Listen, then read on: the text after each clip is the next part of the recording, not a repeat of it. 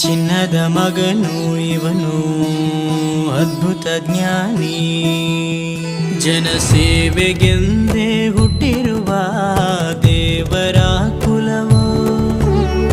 ಇವರ ನೆರಳೆ ಬಡವರಿಗೆ ನೂರಾನೆಯ ಬಲವೋ.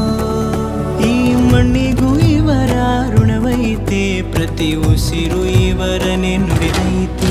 ಜಯ ರತ್ನಾಕರ ಜಯ ರತ್ನಾಕರ ಜಯ ರತ್ನಾಕರ ಜಯತೋ.